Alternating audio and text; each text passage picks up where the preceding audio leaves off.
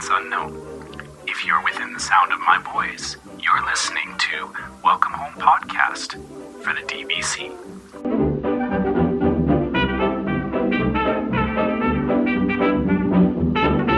Hello, everyone. Thank you for joining us on episode 7 of Welcome Home, a Disney Parks and Vacation Club podcast. I am Tom, and I am here with Trevor and Damon. Hey, guys. How are you?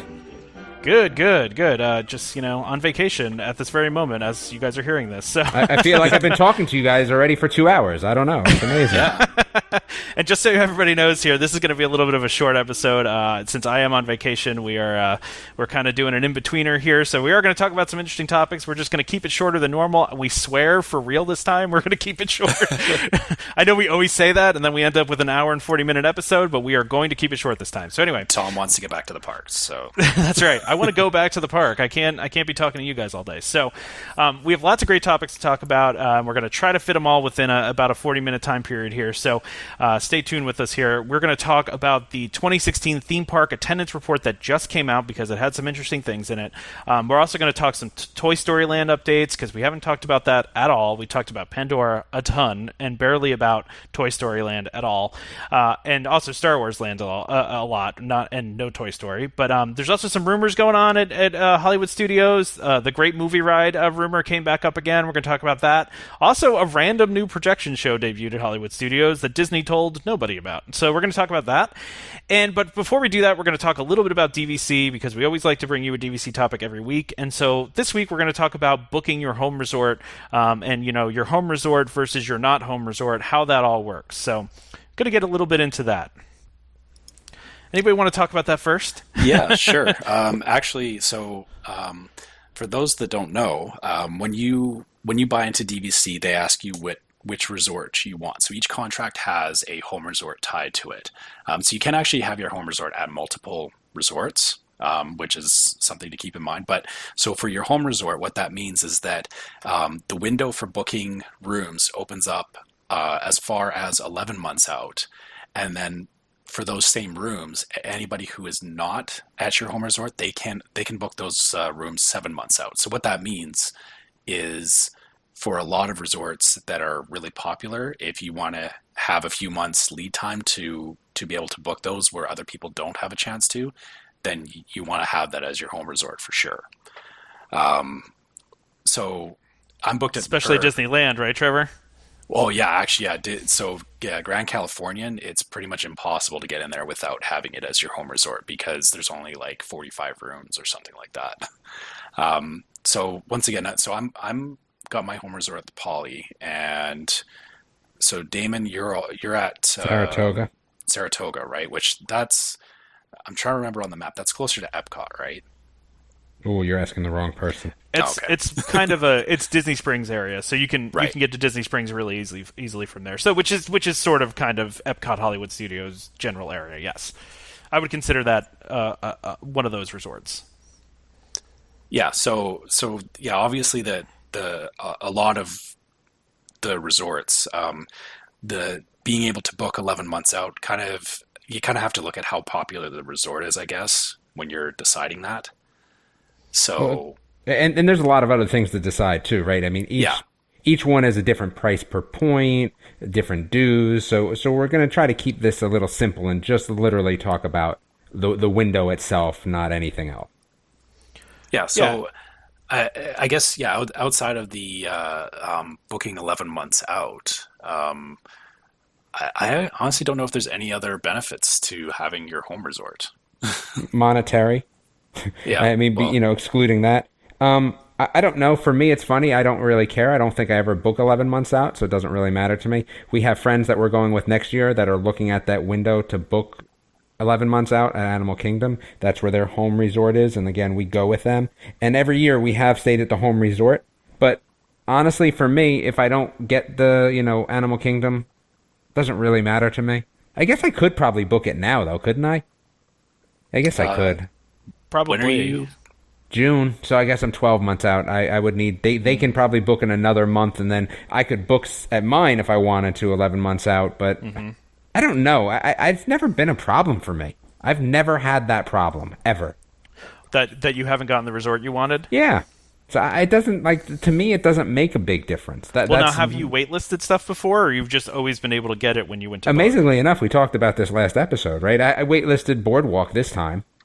And how many months out was I, Tom? Yeah, you were like 3, 2? Yeah, like 3 months out, yeah. Yeah, no, I've never had a problem. What's going to happen is eventually it will catch up to me, and I'll be like, oh, man, I shoulda, coulda, woulda. But here's the thing. Disney karma is going to catch up to you. Now that I'm on the podcast, my karma level went way up with Disney, so I'm not too worried. But, does it matter if I stay at the same resort with the people that I'm going on vacation with? That's its own topic of discussion. But for me, what's closest to Animal Kingdom Lodge? I don't even know. I mean, Animal Kingdom. No. No, I mean, what other resort? What's the next closest resort? There's nothing else near there, actually. It's just right? Animal Kingdom. Yeah. Animal Kingdom. So I don't know where I would stay if I had to stay with somebody else. I mean, probably an Epcot area resort. I mean, that's the closest you're really going to get. But again, that doesn't concern me. But I think you guys are a little bit different. Well, I mean, for me, it's I'm flying from Canada, so I plan as far out ahead as I possibly can. So like for this trip coming up in September, we booked that last October, and then I have a trip being planned for May in 2018, and I actually booked that at the beginning of June. Wait, but so here's the thing: where are you staying then? Well, both of them are the Poly because Poly is my home resort, so I can. Doesn't that sound boring to you, though, or no? Hmm? Doesn't it sound boring to be at the same place twice when there's so many nice places to stay at? That's why this has always been less of an issue for me. I don't ever want to go back to back somewhere. Well, I guess my thing is so to be fair, I haven't been to the Poly yet, so I'm definitely excited to do that. I think because we've already booked 11 months out, it's definitely up for discussion. And when we get within the 7-month window, my wife and I will be having a talk about, do we want to change where we're staying or do we want to stay with the Poly? And I guess the thing about having that 11-month window is it gives you the advantage of you can at least lock in a room at somewhere, and you don't have to worry about like looking for a particular day and finding that there's nothing available across the board. Because is that possible if you're outside of holiday weekends? I mean, is it possible that could possibly even happen? Probably not outside of holidays, but I guess that's really where it would matter. Is if I was that's the benefit, if I was looking at like Christmas time or Easter, having that 11-month window would definitely be of a benefit. Oh, for sure.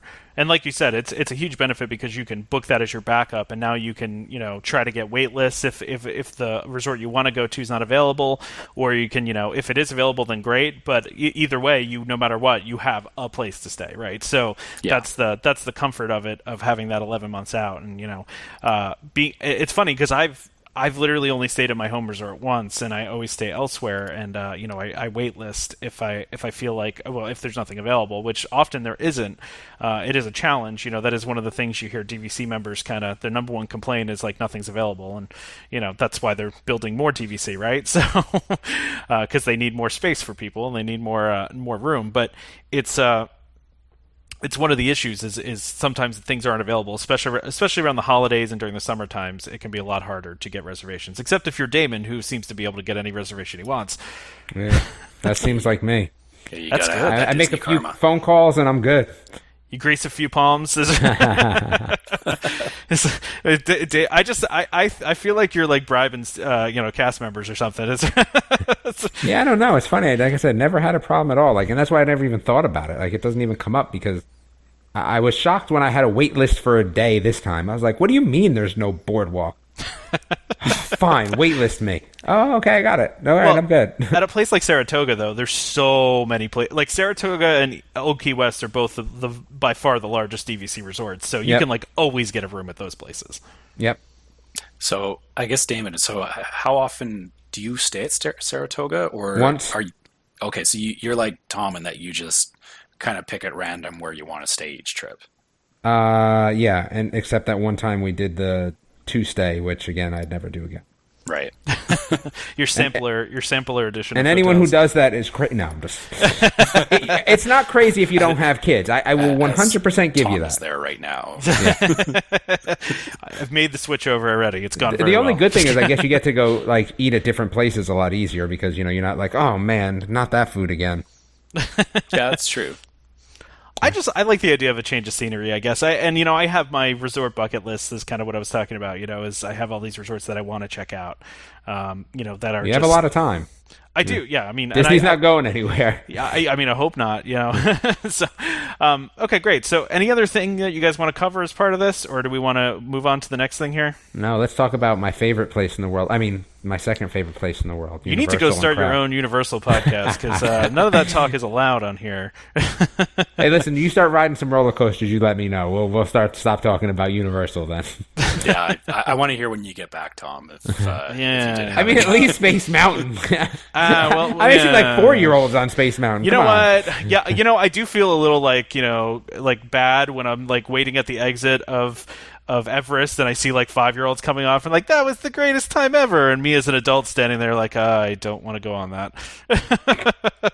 But anyway, so there was an attendance report that came out that made some news. Every year, a theme park publication, I believe it's the Themed Entertainment Association, they put out a report of theme park attendance, and first of all, the parks don't release their actual attendance, so they're basing it on outside information, basing it on a lot of different things. So it's not 100% accurate, but it's usually pretty much in the ballpark of what's going on. And so what the report actually showed is that there was at 13 of Disney's 14 parks around the world, there was attendance drops. Most of them very slight, pretty small drops. And truthfully, the growth at Universal too has been a lot higher before, but it was much lower this time too. So Universal Orlando was up 4.3%. Universal Hollywood was up 14%. Now that can be explained by Harry Potter being open, so that makes sense. It's actually kind of surprising it wasn't more than 14%. But there's some interesting things in here, and kind of my opinion on it. I'll give my opinion. I'll let you guys talk about it really quickly here. But this is kind of, in my mind, Disney's strategy worked. This is what they were trying to do. So, a lot of the things with ticket prices are supply and demand. It's not always about just being greedy and wanting to make more money. A lot of it is supply and demand. And, Disney had a lot of issues at Disneyland, especially, and I don't know if Trevor, you can speak to this, but where with overcrowding, and they were having that issue as well at Disney World. And so they were trying to moderate some of the crowds. And that's why you saw them introduce seasonal pricing. Now, you could probably argue that maybe it worked a little bit too well. I don't know. But it seems like it was kind of their plan to do this, to kind of moderate crowds a little bit and bring them down. And I'm sure part of it too is the fact that half of Hollywood Studios is kind of it's the half-day park for real now, where there's very few things there that are left because so much construction. But that's just my thought on it. I don't think it's that big of a deal because honestly, I really think that once everything else opens, it's going to skyrocket again anyway. But I think the big part of this is that the higher prices have led to more profit. Where I think a lot of people find that as an issue.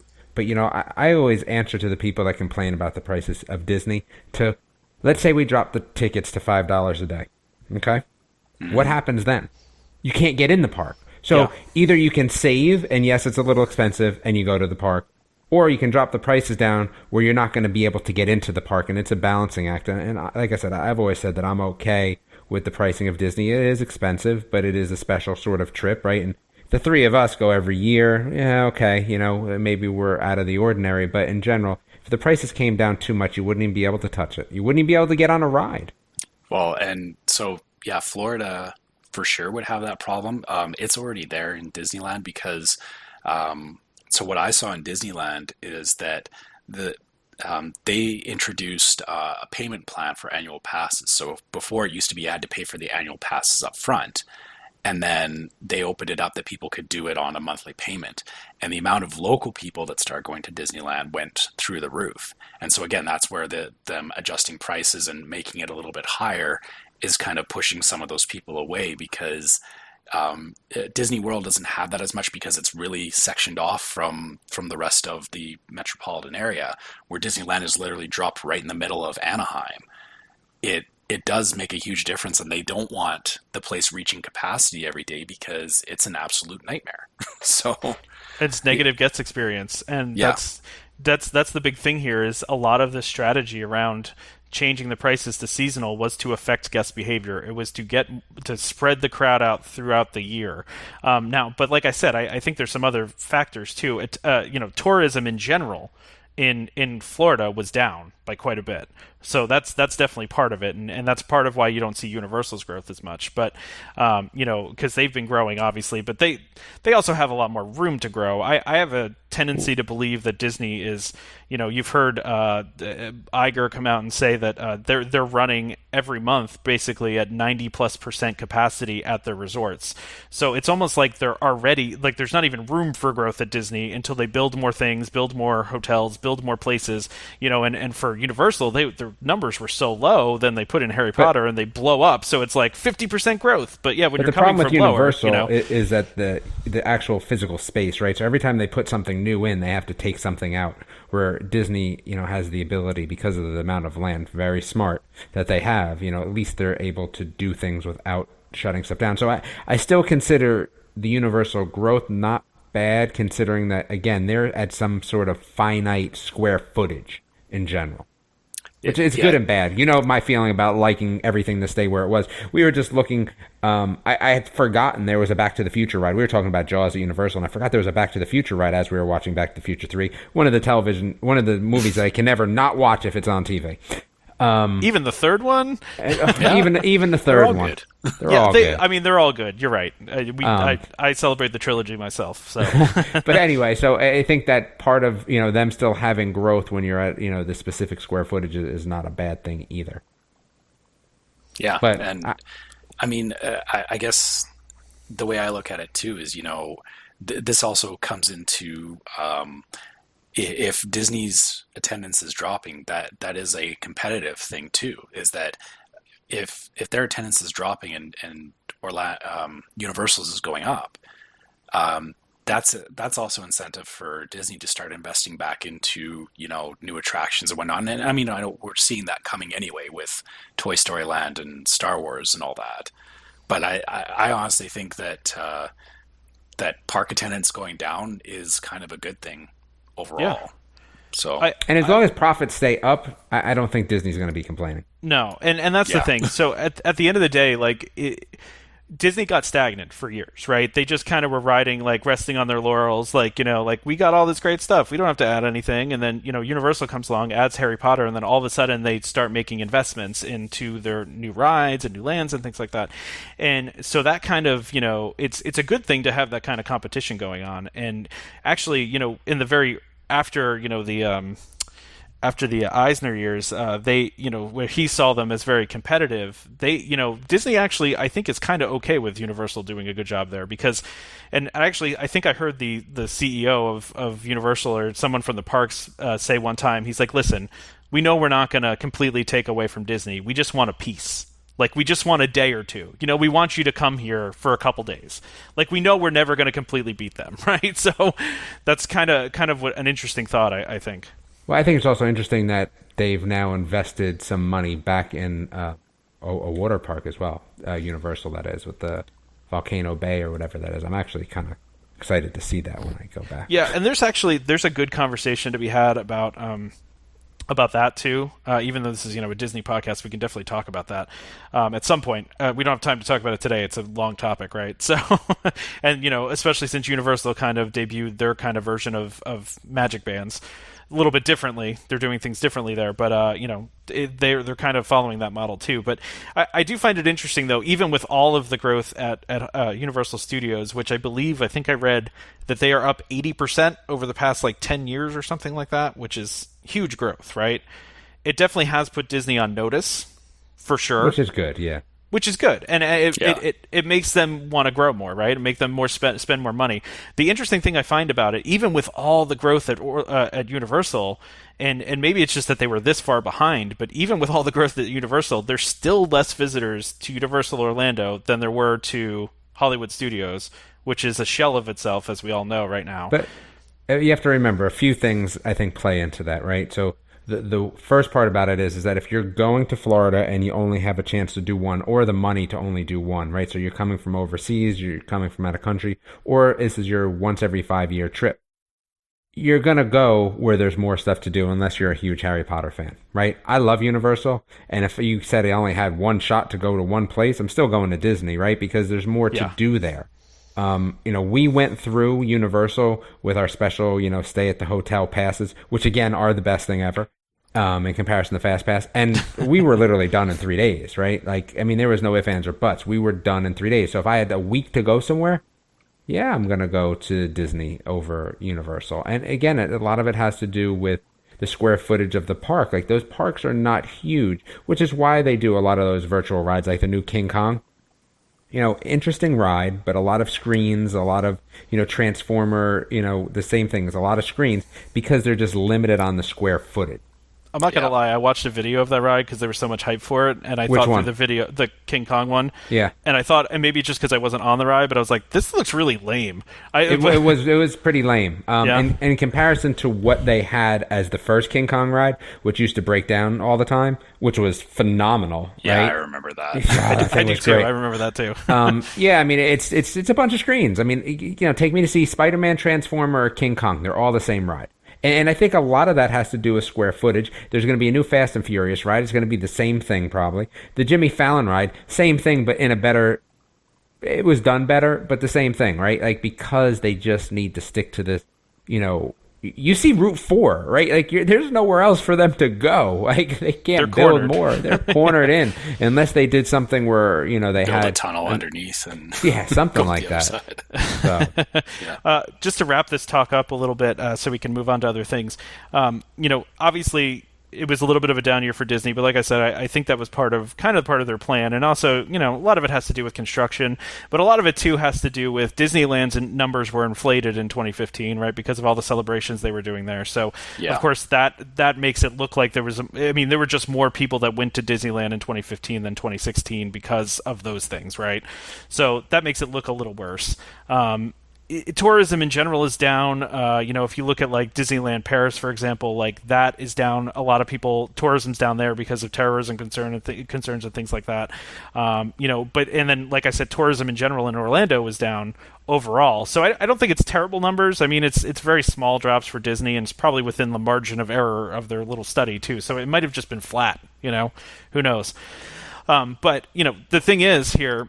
Coming up, Star Wars Land's coming up, Toy Story Land is coming up, and this is a good move into Toy Story Land. But Toy Story Land is rumored to be opening in 2018, so that's going to increase attendance at Hollywood Studios, even just that by itself. Did they have a seasonal opening time yet? They usually open in spring, right? Isn't that usually the plan? I think they just open it whatever they can open it, right? But yeah, you're right. They open Pandora in spring, and they haven't said yet. They're going to announce it at D23. Wait, so Trevor, when is your trip planned in 2018? May. What if you're a week before they open?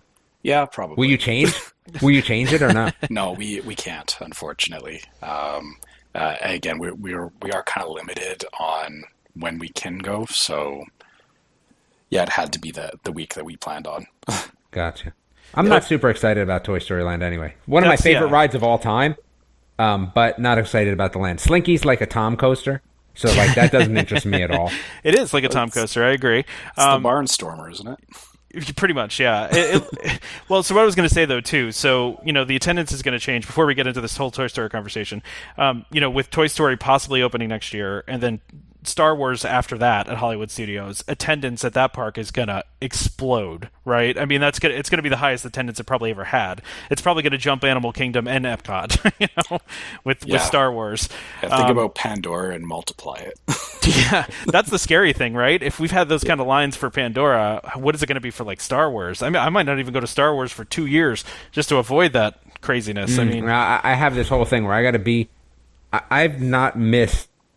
An opening, been in the month of an opening of anything, really, in the past few years. So we went to the openings of Harry Potter, we'll be at the opening Pandora. I got to be within at least a 2-month window of something new opening, of a land. Maybe not a ride per se, but if you're opening a land, I got to be there. So you'll just walk inside and turn around, walk out. Maybe I'll get on one ride. I don't know, but I can't miss the opening of Star Wars. That would be crazy talk. I got to be there. It's fair enough. Yeah. Well, and so that's the thing. So you have those two things that are happening, and then Pandora this year is obviously going to jack up the attendance at Animal Kingdom, right? So that's going to end up being, maybe even past Epcot. It's possible. And then they're going to overhaul Epcot whenever that's going to be done. So then that's going to be the attendance is going to grow. It's not like it's a dire thing. And it does also seem like there's maybe some expansion stuff that's been talked about at Magic Kingdom too, like expanding Frontierland or expanding Adventureland. But leave that stuff alone. Well, not closing anything though, like adding things, David. I know you don't like closing, so they're talking about adding more. So I don't trust them. I don't know. You don't trust them? They've been so successful with other things. No, I don't trust them that they wouldn't close something. They'll close something they'll close Swiss Family Robinson. And I'll have to go on strike. You would go on strike for that? No, I hate that thing. But that was under refurbishment for like 2 years and no one noticed. Yeah. No, everyone noticed because you're going to get your Dole Whip. And you're like, oh yeah, I remember that thing. Oh yeah, what's all the tarps up there? Yeah. That's where you walk around and eat your Dole Whip, right? Yes. Yeah, exactly. Right? There's too many stairs. That's how I feel. But so you guys are not excited about Toy Story Land? Is that? No, I'm not. Unless you're telling me that there's a second Toy Story ride, right? The Midway Mania, right? Give me a second one of those like they did with Dumbo, right? I'm good with that. Other than that, the Slinky Coaster is stupid. It's just I'm just gonna come out and say it's stupid. They've already have that ride. It's called the Barnstormer, like Trevor said. For adults, it's a waste. I don't know anything about this alien trackless ride, so someone key me in here. Okay, no one knows anything about it. I think I know how it's going to turn out because the next closest thing I can see to it is the Cars Land. Yeah, in Luigi's. I can't remember what they renamed it to, but basically they had this terrible ride in there before where it was like you're basically on like a giant air table with these inflatable car things, and it wasn't really fun. Okay. And then they yanked it out and they put in the Luigi's Rollicking Roadsters is what it's called now. Okay. And so the thing about that is it's kind of it's almost like is it like bumper cars? No, it's the exact opposite of bumper cars because they're designed not to touch each other. Okay. They must do like a dance. It's like trackless, it's trackless vehicles. Yeah. So they have. Do you actually drive them though? No. Or no? No, you just sit in there, but they're not boring. on a track, but they move around each other and they know where each other are, and they spin around and all that kind of stuff. So, I mean, that was fun. That was legitimately fun. It kind of along the same lines as like getting on the teacups. Like don't expect it to be like a tier 1 type attraction, but it was tier 1 though, wasn't it? Which? The Luigi one? No, that was the one next to Radiator Springs Racers. That was the prime one. This was the Luigi one was like it was supposed to be just that. It was just something for the kids, something like the teacups that you go on while you're waiting for the other big rides. So, man, I don't know. I am not super excited about this Toy Story Land. Well, let's frame it this way though. Maybe they're building Star Wars Land as a little bit more of an adult area, and maybe this is just a kids area. I mean, what was before? No, there should be no such thing. Family areas only. What was there before though? Yeah, but was there before was the Honey I Shrunk the Kid, the playground thing. Yeah. That wasn't for adults, right? And that's going away though. Hurts my feelings. Already gone. Yeah. But so that's I almost think that they're kind of just building a little like kid area for But do you think the Barnstormer is a waste? No, I've been on the Barnstormer. The Barnstormer is I'm a not little allowed more to talk intense about than Tom. some other things. Yeah, I'm not allowed to talk to Tom about roller coasters. I've been on the Barnstormer. I can barely fit on it, but I've gone on it. Yeah, the Barnstormer to me is just like it's a waste of space, especially if you're going to do something like this. Actually, I find that whole area over there a waste of just time in general. So, the circus area. So you'd be okay with them removing that whole thing and putting some other stuff in? Yeah, give me Rock and Roller Coaster Part 2. That would be fine. Here's a completely baseless rumor that I'm just making up right now, right? So they're doing a live-action Dumbo movie. Maybe they redo that whole area when the live-action Dumbo movie comes out. I wouldn't be that thrilled with it because I guess my problem is I'm not a fan of Dumbo to begin with. The same as me either. But wait, not a fan of Dumbo like the movie? No, it's never been one of my go-tos. Okay. Yeah, I'll watch Pinocchio before I'll watch Dumbo. So, and it's interesting because Dumbo has now the whole reason they opened that area was for the second Dumbo ride. In reality, I feel like Dumbo is like Small World though, where it's like one of those rides you just have to ride because you have to. Like Yeah.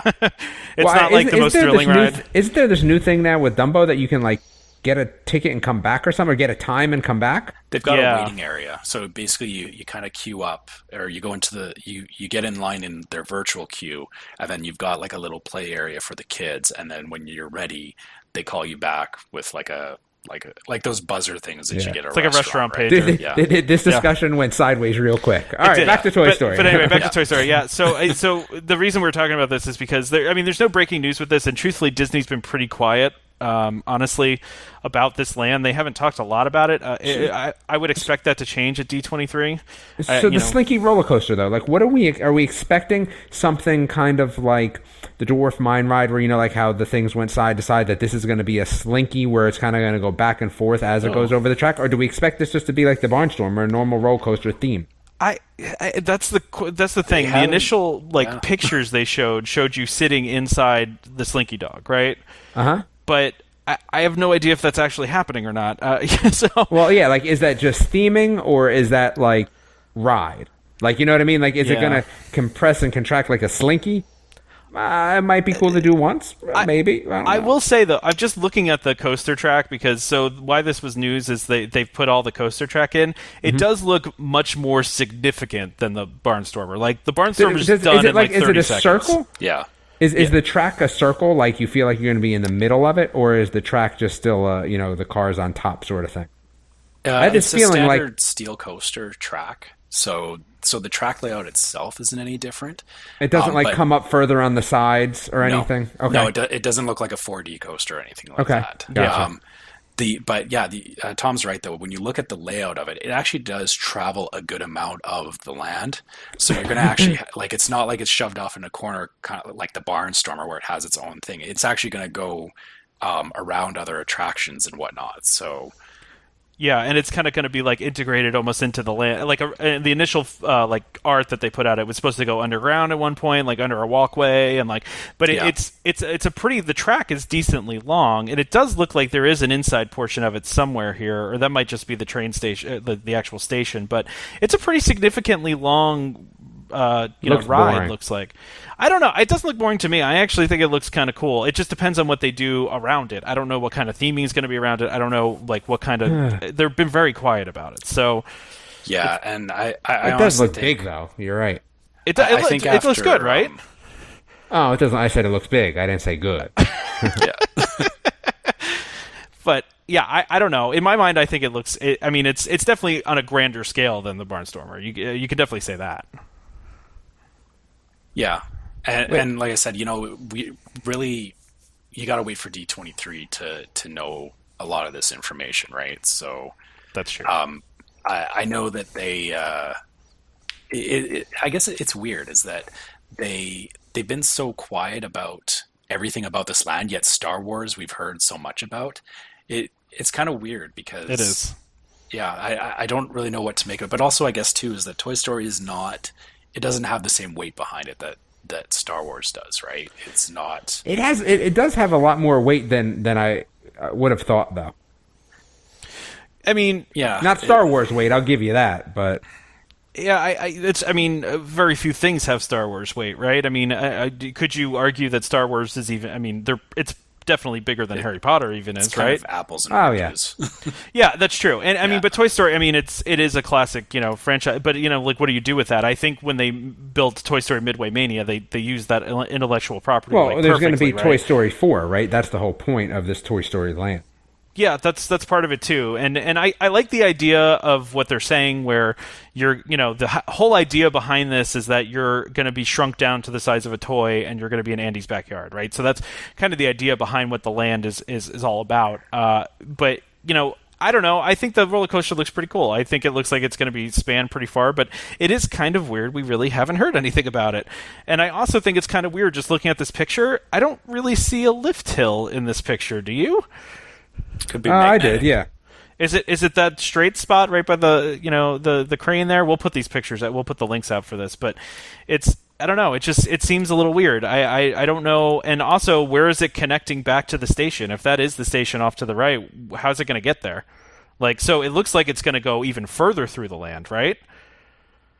Maybe. or does it come right back? I don't know. So I don't know. I'm excited for DVC for D23 to find out more about this and to maybe find out a little bit more about what the other ride's going to be about too. So yeah. So anyway, and also just so you guys know too, and you know this was on the list too, they are changing the entrance for Toy Story Midway Mania. Now I don't know what they're going to put. What in the world are they going to put where the old entrance was? I don't know, but you know they're moving that to Toy Story Land, so you'll be able to enter that from Toy Story Land. And kind of the entrance for Toy Story Land, if you can visualize in your head, if you know Disney, to the right of Toy Story Midway Mania, there was kind of like that big corridor there. You guys know what I'm talking about? So yeah. I'm going off of like 10 years ago. That's okay, Trevor. Kind of, yeah. Yeah. So there's. What do you mean where they parked all the strollers? Yeah, that's where the entrance is going to be. It's over there. So they're going to they're redoing that area right now to build the entrance for it. I'm hoping that means the return of Mr. Potato Head, the really cool animatronic they used to have in the line that for whatever reason has been gone for a while. I'm hoping broken all the time. Yeah, I'm hoping they'll put that back in when they move the entrance, but who knows, right? So, I mean, I still think this is going to be a good addition. I'm excited for it, you know, but it is getting a lot less play than, and maybe after D23 we'll all get more excited about it, right? No. Never. I just love seeing everything that comes out of D23 anyway. Yeah, exactly, right? Because there's going to be a lot of details about Star Wars too. I think I saw it's going to have its own pavilion too. So yeah. A couple other things that are going on at Hollywood Studios, actually. All this stuff is going on at Hollywood Studios probably to fill the gap of all the construction that's going on. The music of Pixar Live has debuted. It is a full orchestra playing Pixar music along with characters. It's playing in the Beauty and the Beast Theater, like kind of in the evenings. It's only got 3 or 4 shows every night. It's gotten fantastic reviews. I don't know if you guys have read anything about it, but it's basically an orchestra playing Pixar music, and then there's characters. You know how I feel about this stuff. You don't like the shows or anything like that? The nighttime shows, or is this a regular show? No, this is an evening show. This is an orchestra, like a sit down and listen to them in an amphitheater. Well, Tom said evening though. What does that mean? Like there's a 5:30 show. Oh, okay. Yeah, maybe. Good enough. Yeah, this is before your bedtime. You're yeah. No, this isn't the nighttime projection show. This is okay. No, this is something else. And so my question about it is, it's getting great reviews. I'm wondering, do you think that they, even though Beauty and the Beast just came out and was a big hit and all that stuff, do you think that they could eventually replace Beauty and the Beast with this, freshen things up, or is it? I don't know. It seems like it's just a temporary thing for the summer to like a stopgap, but it's been very popular. They're telling people to show up an hour ahead of time to get in. That Beauty and the Beast show too it's been around a long, long time. So, that's what I'm saying. Yeah, that's a good point. Maybe they're just kind of feeling out the waters for what else they could fit in there. But having a live orchestra do more than 2 shows a day, I think. I don't know if I could see them doing that long term because it's. I mean, I know that there's a lot that goes into the stage productions and everything, but live orchestra is even harder to get people around for, to get the cast members onboarded for it and everything. Like you basically have to have like 2 or 3 orchestras running side by side, right? It's probably really expensive to do too. You're paying a lot of people to do the show, right? So yeah, there's also that too. So really quickly, just running last thing here we're going to talk about really quickly is the new nighttime projection show. So Disney randomly decided to premiere a new projection show at Hollywood Studios. Didn't tell anybody. Just kind of, it's not even any marketing or anything like that. You can compare it to, is it called Once Upon a Time now? It's, I believe, at Magic Kingdom. It's a projection show, straight projection. It's the pre-show. Although now it's the post-show at Magic Kingdom. So it's after Happily Ever After there, but this one it's before Star Wars. So yeah, it's kind of weird, right? Well, I guess Damon, you probably don't have anything to say about this. I have nothing to say. That's my bedtime. Nighttime show, right? Damon, you can just leave. Yeah. I'll take it from here. Yeah. No, it's. I guess not everything needs to have a big announcement around it, right? Like, I don't know. I think it's great that they're just kind of throwing stuff out there, but I think everybody's used to about, having like lead time, like with wishes and stuff, knowing when it's going to end and all that. I don't think they need to do that advertise with every it. show, right? Yeah. I almost wondered too if it was just kind of like a way for them to calibrate their projectors and make sure everything's good for the Star Wars show, Right? Yeah, that's true. And it was probably super cheap for them to throw together. They just, threw it together. Although it got great reviews. A lot of people were saying it's really good. So it's kind of been compared to the end scene of The Great Movie Ride where they're showing a bunch of movie clips, but of course it's all Disney properties that they're showing. So I'm going to check it out when I'm there. I mean, might as well, right? So okay, well, that's all we have time for today. We're going to wrap everything up. Damon, do you want to wrap us up?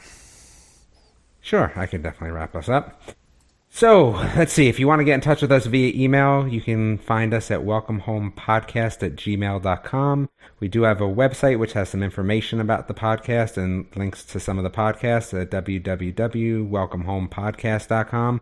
Again, we're always looking for questions from some of our listeners for the next podcast, future podcasts, and you may actually get mentioned on the podcast. So usually you can email them to us or you can send them to us on Facebook. We will actually be having some more interaction via Facebook as well. You can find us at Facebook at Welcome Home Podcast, on Twitter at Welcome Home Pod, and on Instagram at Welcome Home Pics. If you find us via iTunes, or even if you don't, we'd like you to go to iTunes and give us some reviews. That would be helpful for us as we could get out there and get a bigger audience. And I'll hand it off to Tom for our closing. Yes, thank you very much.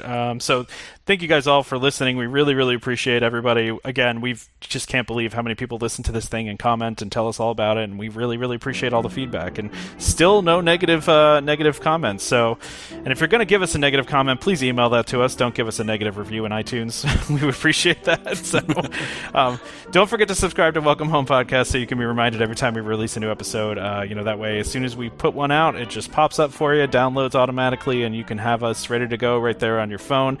You can find our podcast on iTunes, Google Play Music, TuneIn, Stitcher, any app that can get podcasts. You can find us. I listen to us on Podcast Addict on Android. You can listen to us just about anywhere. So, and just a reminder to our listeners, Welcome Home Podcast is for entertainment only. We are not employed by the Walt Disney Company, and as such, any opinions we express on this show are our own.